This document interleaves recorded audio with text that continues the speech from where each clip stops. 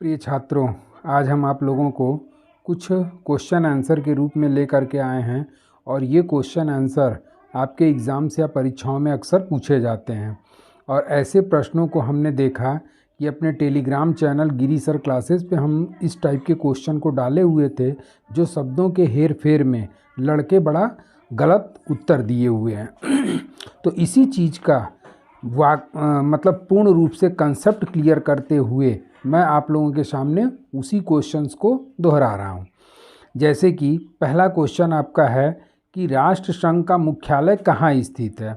अब यहाँ शब्द आया राष्ट्रसंघ और ज़्यादातर लड़के अनुमान लगा लेते हैं संयुक्त राष्ट्र संघ।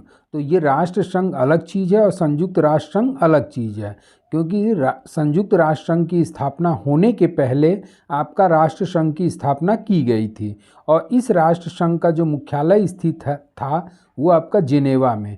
यहाँ अब चूँकि है नहीं, बल्कि यहाँ क्या होना चाहिए था, क्योंकि राष्ट्र संघ का अस्तित्व 24 अक्टूबर 1945 को ही समाप्त हो गया और इसकी जगह पर संयुक्त राष्ट्र संघ ने अपना स्थान ग्रहण किया। तो राष्ट्र संघ का मुख्यालय कहाँ स्थित है? जिनेवा। अगला क्वेश्चन है कि संयुक्त राष्ट्र चार्टर में कुल अनुच्छेदों की संख्या कितनी है। तो संयुक्त राष्ट्र संघ के चार्टर में कुल अनुच्छेदों की संख्या 111। संयुक्त राष्ट्र चार्टर, यूएन चार्टर इसको शॉर्ट में कहते हैं, और इस यूएन चार्टर का मुख्य उद्देश्य है अंतर्राष्ट्रीय स्तर पर शांति और सहयोग को बनाए रखना। अब इसी अंतर्राष्ट्रीय शांति और सहयोग को बनाए रखने के लिए यूएन चार्टर में कुल अनुच्छेदों की संख्या 111 निर्धारित की गई है, जिनके माध्यम से यूएनओ विश्व में शांति स्थापित करता है। अगला क्वेश्चन आपका आ जाता है कि संयुक्त राष्ट्र संघ का बजट तैयार करने वाली संस्था कौन सी है। तो संयुक्त राष्ट्र संघ का बजट तैयार करने वाली जो संस्था है वो आपका महासभा इसका आंसर हो जाएगा। अगला क्वेश्चन कि संयुक्त राष्ट्र संघ का गठन 24 अक्टूबर 1945 को हुआ, इसकी पहली बैठक कहाँ आयोजित की गई। तो इसकी जो पहली बैठक है वो वेस्टमिनिस्टर हॉल इंग्लैंड में संपन्न हुई थी। Westminster hall England. और ये जो पहली बैठक हुई थी ये कब हुई थी? तो 10 फरवरी 1946 को इसकी पहली बैठक आयोजित की गई थी। अगला क्वेश्चन, अंतर्राष्ट्रीय न्यायालय में 15 न्यायाधीश होते हैं और इसकी कार्यवाही संचालित करने हेतु कितने न्यायाधीशों की उपस्थिति अनिवार्य है। तो इसका आंसर हो जाएगा 9 न्यायाधीश। जैसा कि इसको न्यायाधीशों की उपस्थिति शब्द को कभी कभी क्वेश्चन में पूछ देता है कि न्यायाधीशों की गणपूर्ति कितनी होनी चाहिए। तो गणपूर्ति कह लीजिए, चाहे कोरम कह लीजिए, चाहे कोटा कह लीजिए, ये तीनों एक ही शब्द है। अब न्यायाधीशों की कुल संख्या कितनी निर्धारित है? तो 15 न्यायाधीश, और इस 15 न्यायाधीश में 9 न्यायाधीशों की उपस्थिति होना अनिवार्य है, तभी जाकर के आपका अंतर्राष्ट्रीय न्यायालय की कार्यवाही संचालित की जाएगी। अगर गणपूर्ति या कोरम या कोटा 9 न्यायाधीशों से कम है तो उस कंडीशन में अंतर्राष्ट्रीय न्यायालय की कार्यवाही समाप्त कर दी जाएगी। अगला क्वेश्चन, यूएनओ की महासभा में चुनी जाने वाली प्रथम भारतीय महिला कौन थी। तो इसका आंसर हो जाएगा विजय लक्ष्मी पंडित। और यूएनओ के महासभा में चुनी जाने वाली प्रथम भारतीय महिला अध्यक्ष के रूप में नियुक्त हुई थी विजय लक्ष्मी पंडित। संयुक्त राष्ट्र संघ का 9वां महासचिव कौन हुआ। तो 9वां महासचिव जो हैं, जो वर्तमान महासचिव हैं एंटोनियो गुतरेस, यही आपके क्रम में आपके 9वां महासचिव हैं। अब इस पे जो क्वेश्चन पूछ देता है वो ये पूछता है कि वर्तमान यूएनओ का महासचिव एंटोनियो गुतरेस किस देश के हैं। तो आंसर इसका हो जाएगा पुर्तगाल। यूएनओ की मान्यता प्राप्त भाषाओं में कौन सी भाषा शामिल नहीं है। तो फारसी, अरबी, रूसी, फ्रेंच। तो इस यूएनओ की मान्यता प्राप्त भाषाओं का एक ट्रिक है, और ये ट्रिक जो है शुरुआत में जब हमने अपना यूट्यूब चैनल लॉन्च किया था तो उसमें हमने यूएनओ को पूरा डिटेल पढ़ाया हुआ है और उस मान्यता प्राप्त भाषाओं का एक ट्रिक हमने बताया है और उसका ट्रिक है फ्रेश स्पेनिश। और इस फ्रेश स्पेनिश की व्याख्या अगर आप लोगों को देखना होगा तो आप लोग यूएनओ वाले प्लेलिस्ट में जा कर के आप इसके बारे में अच्छी तरीके से यूएनओ का फुल क्लास आप ले सकते हैं। हालांकि इसका आंसर हो जाएगा आपका फारसी, और फारसी जो है ये आपका यूएनओ की मान्यता प्राप्त भाषाओं में शामिल नहीं की गई है। अगला क्वेश्चन, भारत सुरक्षा परिषद का अस्थायी सदस्य पहली बार कब नियुक्त हुआ? तो भारत, इसका आंसर हो जाएगा भारत सुरक्षा परिषद का अस्थायी सदस्य 1951-52 ये आंसर सही होगा। थोड़ा सा टाइपिंग में मिसप्रिंट हो गया है, 1951 और 52, ठीक। तो ये ना हो करके आपका 1951 लिख दिया गया, इसका आंसर होगा 1951-52। और सुरक्षा परिषद का भारत जो है अस्थायी सदस्य 1951-52 में नियुक्त हुआ। और अस्थायी सदस्यों का जो कार्यकाल होता है वो आपका 2 वर्ष का कार्यकाल होता है। तो पहली बार भारत जो है 1951-52 में अस्थायी सदस्य के रूप में निर्वाचित हुआ।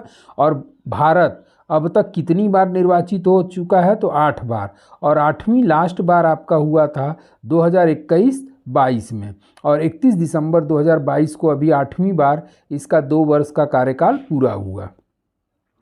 अगला क्वेश्चन, सुरक्षा परिषद में कुल सदस्यों की संख्या कितनी है? तो सुरक्षा परिषद में कुल सदस्यों की संख्या, अब यहाँ पर कुछ लड़के 5 मार देते हैं, कुछ लड़के 10 मार देते हैं, जबकि यहाँ शब्द क्या पूछ रहा है? कुल सदस्यों की संख्या कितनी है। तो अब इसमें सुरक्षा परिषद में 2 प्रकार के सदस्य शामिल होते हैं, एक हो गया आपका स्थायी सदस्य और दूसरा हो गया अस्थायी सदस्य।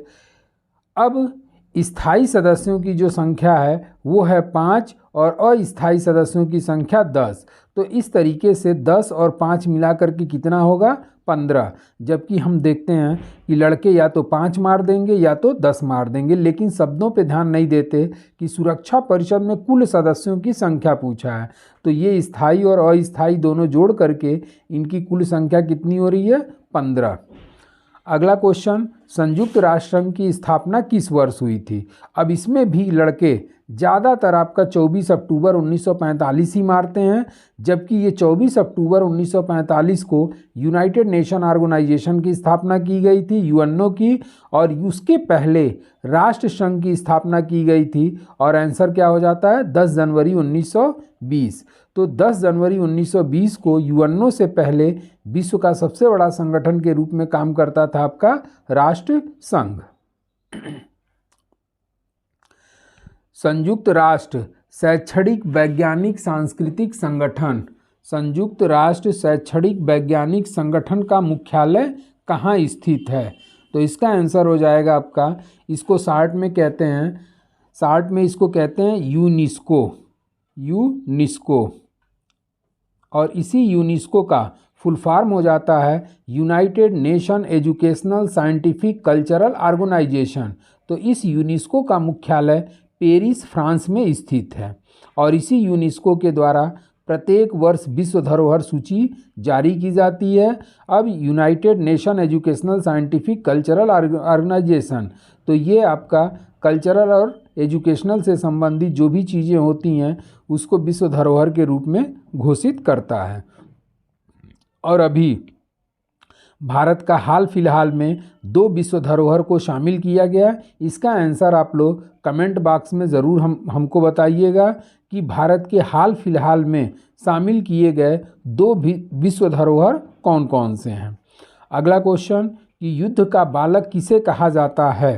तो युद्ध का बालक में आंसर हो जाएगा आपका राष्ट्र संघ। अब इस राष्ट्र संघ को, ये भी कंसेप्ट आप लोग क्लियर कर लीजिए, क्योंकि देखिए मैं आप लोगों को एक सलाह दूंगा कि 1 लाइनर क्वेश्चन रटने से आपको केवल कुछ दिनों तक वो आपके दिमाग में कंसेप्ट बना रहता है, जबकि अगर उसका कंसेप्चुअल आप सोच लेंगे या कंसेप्चुअल तैयार कर लेंगे तो हो सकता है कि उस प्रश्न का उत्तर उस कंसेप्ट बेसिस पे आप आसानी से दे सकते हैं।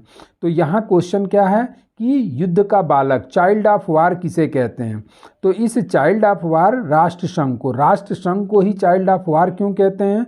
क्योंकि आपका प्रथम विश्व युद्ध कब हुआ था? 1914 से लेकर के 1918 तक, 1914 से लेके 18 तक। और इस प्रथम विश्व युद्ध के समय कोई भी ऐसा संगठन नहीं था जो आने वाले समय में विश्व युद्ध को रोक सके या अंतर्राष्ट्रीय शांति को स्थापित कर सके।